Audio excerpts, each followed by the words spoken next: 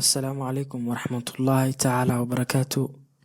Soo dhawaada saaxiibada ku xiran channelkeena Mashil Media. Muuqaalkeenan maanta waxaan ku soo qaadanaynaa 5 xayawaan oo dhex maray dagaal aad u adag. Libaaxan aad arkaysaan waxa uu gaadayaa maroodi jooga keynta si uu u cuno. Weliba libaaxyadan waxa weeyaan koox,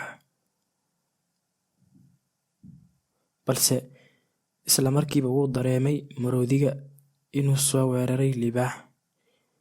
Libaaxuna waxa uu sameynayaa xeelad, balse markan uu daba cararay.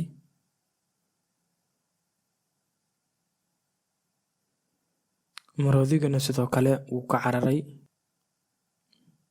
Waxay sameeyeen iyagoo koox libaaxyadii inay dusha uga baxaan si ay dhulka u dhigtaan, balse taas may suurtoobin.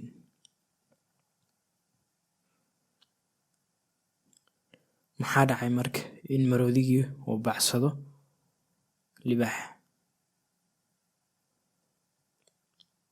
Xayawaankan aad arkaysaan waa jiir. Dhulka ayuu wax ka cunayaa, balse ma ogaysay mar dhow waxay isku bedeli doonaan. Maskana aad u jeedaan waxa uu gaadayaa jiirkan si uu u cuno, balse nasiib wanaag isla markiiba wuu dareemay wuuna ka booday si uusan u cunin maska.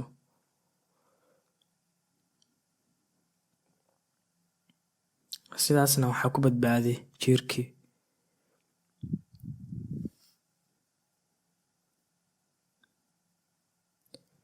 Xayawaankan aad arkaysaan waa geri iyo libaax, balse maxaa kala qabsaday?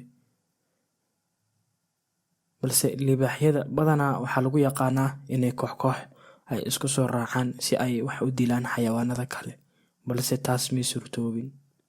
Geni waxa uu sameynayaa inuu ka cararo kuna durduriyo. Ugu dambeynna geriyadii way ka carareen meesha. Xayawaankan aad arkaysaan waa mas iyo bakayle. Bakayluhu waa xayawaanka ugu qurux badan ee duurjoogta, balse bakaylahan yar waxa ay ka tahay ciyaar. Maskana waxa uu rabaa inuu quuto.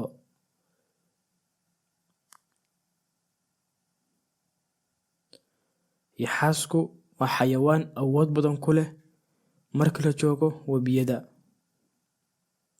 balse libaaxyadan ayaa hunguri ka galay si ay u cunaan, balse maxaa ka raacay? Aad u wada jeedaan 3dan libaax waxay nafta u keeneen yaxaaskan.